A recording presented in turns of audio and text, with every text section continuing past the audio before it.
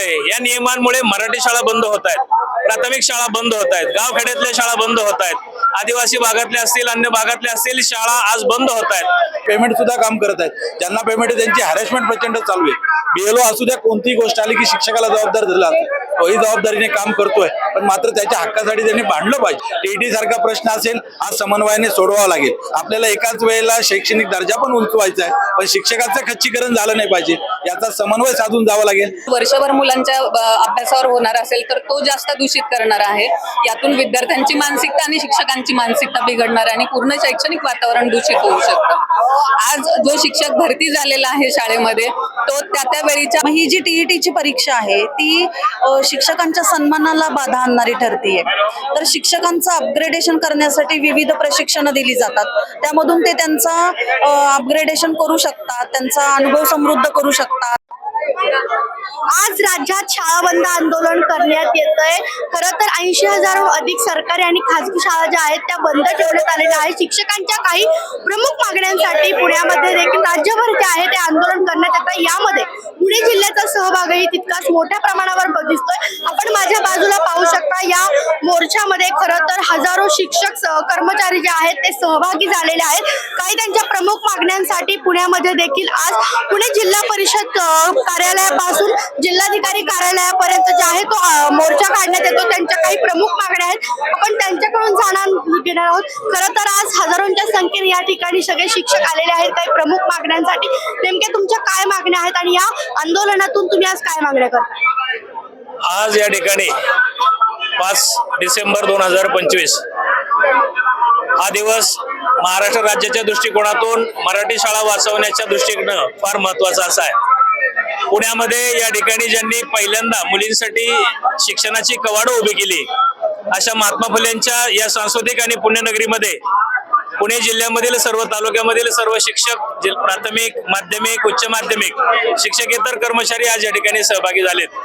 आपण पाहतोय की हा मोर्चा काढण्याचं कारण असं आहे, या शिक्षक एकजुटीला एकत्र येण्याचं कारण असं आहे की सध्या शासन ज्या पद्धतीनं वेगवेगळ्या मागण्या आणि वेगवेगळ्या पद्धतीनं जे काही नियम आणतंय या नियमांमुळे मराठी शाळा बंद होत आहेत, प्राथमिक शाळा बंद होत आहेत, गावखेड्यातल्या शाळा बंद होत आहेत, आदिवासी भागातल्या असतील अन्य भागातल्या असतील शाळा आज बंद होत आहेत. आणि या शाळा बंद होत असताना नकळतपणे तो विद्यार्थी शिक्षणाच्या बाहेर फेकला जातोय. आज बऱ्याचशा ठिकाणी शाळा आहेत, शिक्षक नाहीत. शिक्षकांच्या बरोबरीनं विचार करत असताना संच मान्यतेचं नवनवीन धोरण आपण समोर आणतोय. आज जर आपण बारकाईनं पाहिलं तर संच मान्यतेच्या इतक्या किचकट अटी केलेत की त्याच्यामध्ये विद्यार्थी संख्येनुरूप ज्यावेळेस तुम्ही संच मान्यता करत असता तर हे संख्येची जी काही पात्रता तुम्ही ठेवलेली आहे ही कशासाठी पाहिजे? एक विद्यार्थी असेल तरी त्या ठिकाणी एक शिक्षक दिलाच पाहिजे. गाव तिथं शाळा, शाळा तिथं शिक्षक, हे धोरण आपण सरकारनं मराठी त्यावेळेस ज्यावेळेस 1 मे 1960 ज्यावेळेस मराठी राज्याची स्थापना झाली खऱ्या अर्थानं त्यावेळेस हे धोरण स्वीकारलं गेलं होतं. परंतु आता जे काही सरकार ज्या पद्धतीनं बदललं गेलंय, खाजगीकरणाकडे जाणारं सरकार या पद्धतीनं मराठी शाळा बंद करतंय, गावोगावच्या शाळा बंद करतंय, याच्या विरोधामध्ये हे सर्व शिक्षक एकत्रित झालेले आहेत. दुसरी गोष्ट, शिक्षणाचा हक्क कायदा आला, आरटीए ऍक्ट लागू झाल्याच्या नंतर, नवीन शैक्षणिक धोरण 2020 लागू झाल्याच्या नंतर अगोदर शिक्षकांना कुठल्याही पद्धतीनं टीईटी किंवा काय ते नव्हतं. म्हणजे डीएड पात्रता त्याने घेतली, बीएड पात्रता त्याने घेतली, या पात्रता त्याने कशासाठी घेतल्या? जर या पात्रता त्या ठिकाणी शिक्षक म्हणून ग्राह्य नाहीत मग नवीन तुम्ही टीईटी काढायची, हे सुद्धा अन्यायकारी आहे.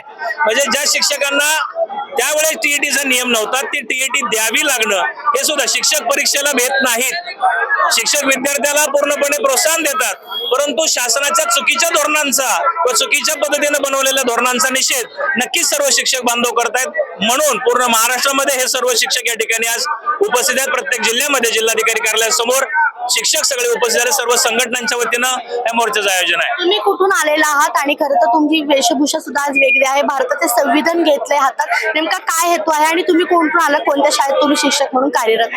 ही वेशभूषा मी एक प्रातिनिधिक स्वरूपामध्ये ज्ञानज्योती सावित्रीबाई फुले आणि क्रांतिज्योती महात्मा ज्योतिरावजी फुले यांच्या वेशभूषेमध्ये खऱ्या अर्थानं या ठिकाणी आहे. महात्मा ज्योतिराव फुलेंनी पुण्यामध्ये सर्वप्रथम भिडेवाड्यामध्ये मुलींसाठी शिक्षणाची कवाडं खुली केली. आज आपण पाहतोय या मोर्चामध्ये सुद्धा हजारो महिला शिक्षिका सहभागी झालेल्या आहेत। या वेशभूषेमध्ये येण्याचं कारण असं आहे की त्यावेळेस सुद्धा महात्मा फुलेंनी प्रत्येकासाठी शिक्षणाचा हक्क दिलेला होता, परंतु आता हा हक्क हिरावला जातोय। आम्ही जसं मगाशी म्हटलं की गाव तिथं शाळा हे पाहिजे, शहरी भागामध्ये अडचण नाहीये। आज इंग्रजी माध्यमांच्या शाळेचं पेव फुटलेलं आहे। मराठी शाळेतील शिक्षक हा अतिशय चांगल्या पद्धतीनं तळमळीनं शिकवण्याचा प्रयत्न करतोय, परंतु प्रत्येक पालकाची मानसिकता बदलत चालली। आपण जर पाहिलं असेल, आज हिंदी सक्तीचं धोरण आपल्या त्या सगळ्या पातळीवरती घेतलं गेलंय आणि या सगळ्या अनुषंगानं आपण ज्या गोष्टी करत चालतोय, बोलतोय, तर याच्यामध्ये पुनश्च एकदा महात्मा फुलेंची विचारधारा, संविधानाची विचारधारा, कारण संविधानामध्ये सर्व गोष्टी दिलेल्या आहेत, सर्व नियमावली दिलेल्या आहेत, तर त्या अनुषंगानं त्या होणं फार गरजेचं आहे। म्हणून ही वेशभूषा करून या आंदोलनात सहभागी झालोय। नक्कीच आपण बघतोय, मात्र आता शिक्षण महासंचालनालयाने सुद्धा तुम्हाला कारवाई करणार असं सांगितलंय। सगळ्या शिक्षक जे आंदोलनामध्ये सहभागी होते त्यांच्यावर कारवाई होणार असं देखील सांगितलंय आणि 1 दिवसीय वेतन कापणार असं देखील सांगितलं। याकडे तुम्ही सगळे शिक्षक कसं बघता? मॅडम, सुरुवातीला मी सर्व महाराष्ट्रातील शिक्षकांचं अभिनंदन करेल। माध्यमिक असो, उच्च माध्यमिक असो किंवा प्राथमिक असो, त्यांनी सगळ्यांनी या सगळ्या गोष्टींकडे दुर्लक्ष करून ते आपल्या हक्कासाठी नाही तर विद्यार्थ्यांच्या हक्कासाठी ते लढत आहेत। या ठिकाणी शिक्षकांना वेठी धरण्याचा हा जो उपक्रम हाती घेतलेला आहे ते शासनाने कुठेतरी समन्वयाने समजून घेतला पाहिजे, कारण अशैक्षणिक कामाने हा शिक्षक बेजार झालेला आहे आणि या जवळजवळ 20 ते 25 प्रकारचे शिक्षक जन्माला घातले। काही शिक्षक विदाउट पेमेंट सुद्धा काम करत आहेत, ज्यांना पेमेंट आहे त्यांची हॅरेसमेंट प्रचंड चालू आहे। BLO असू द्या, कोणतीही गोष्ट आली की शिक्षकाला जबाबदार धरला जातो, तोही जबाबदारीने काम करतोय, पण मात्र त्याच्या हक्कासाठी त्यांनी भांडलं पाहिजे। त्याचं वेतन कपात करू, हे करू, ते करू, शिक्षक इतका काय लाचार नाही की जो त्याच्यामुळे घाबरेल। तो त्याच्या हक्कासाठी भांडतोय, विद्यार्थ्यांसाठी भांडतोय। शैक्षणिक वातावरण जर दूषित झालं, मराठी मीडियम शाळांमध्ये जे शिकणारे विद्यार्थी आहेत ते सर्वसामान्य कुटुंबातून आलेले, मूळ महाराष्ट्रीयन आहेत आणि त्या जर मुलांना जर शिक्षण व्यवस्थित दिलं नाही तर ते गुन्हेगारीकडे वळतील आणि जे संविधानाने सांगितलंय ते समता, स्वातंत्र्य, बंधुता हे घटक दूषित होतील किंवा धोक्यात येतील, किंवा स्त्री स्वातंत्र्य आज बघतोय आपण कशा पद्धतीने वातावरण निर्मिती झाली, तर हे सगळं होऊ नये। आमचे पगार जरी 1 दिवसाचे कट केले तरी काही हरकत नाही, पण विद्यार्थ्यांच्या शिक्षणाच्या आणि शैक्षणिक क्षेत्राच्या न्याय हक्कासाठी आम्ही सगळे लढतो आणि लढत राहणार। जिल्हा परिषद पासून जिल्हाधिकारी कार्यालयापर्यंत हा मोर्चा आणलेला आहात, आता कोणाला भेटणार आहात का, निवेदन देणार आहात का या मोर्चा झाल्यानंतर? संपूर्ण महाराष्ट्रामध्ये समन्वय समिती काम करते, त्या अनुषंगाने जनजागृती होईल आणि त्यानंतर जिल्हाधिकाऱ्यांना निवेदन सादर केलं जाईल।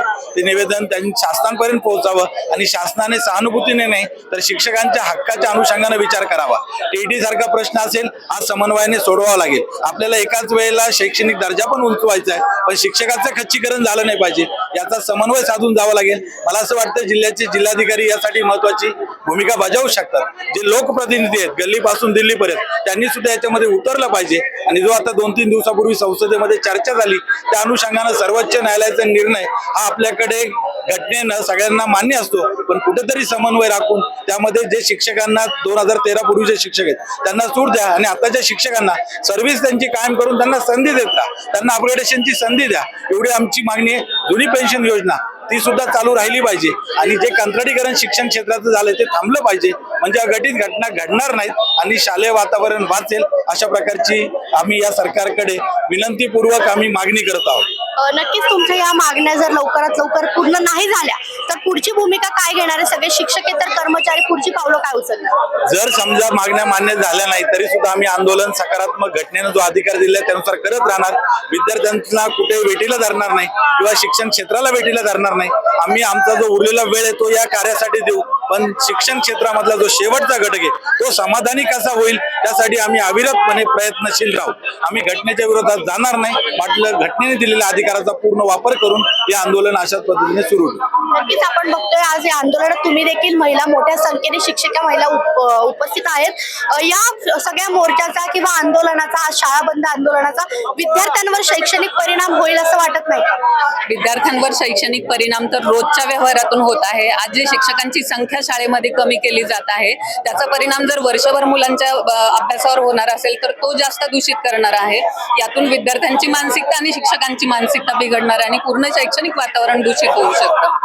आज जो शिक्षक भरती झालेला आहे शाळेमध्ये तो त्या वेळीच्या अटी शर्ती परीक्षा देऊन पूर्ण करून तो रुजू झालेला आहे आणि असं असताना जुन्या शिक्षकांनी देखील TET परीक्षा देणं ही जी जाचक अट आहे ती अतिशय अमान्य आहे आणि या सर्व म्हणजे यासारख्या बऱ्याच अटी, नियम यांचा सगळ्यांचा विरोध म्हणून हा संप इथे तुम्ही कुठून आले आहात, कोणत्या शाळेत आता शिक्षक म्हणून कार्य? माझी शाळा आर्मीची संस्था आहे खडकीमध्ये, तिथून मी इकडे आलो.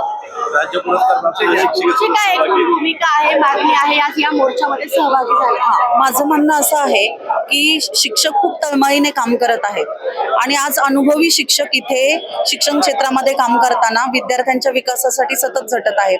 मग ही जी टीईटीची परीक्षा आहे ती शिक्षकांच्या सन्मानाला बाधा आणणारी ठरतीये. तर शिक्षकांचं अपग्रेडेशन करण्यासाठी विविध प्रशिक्षणं दिली जातात, त्यामधून ते त्यांचा अपग्रेडेशन करू शकतात, त्यांचा अनुभव समृद्ध करू शकतात. जे अपेक्षित आहे की शिक्षक हा दर्जेदार शिक्षण देणारा असावा, तर प्रशिक्षणाच्या माध्यमातून ते करता येईल.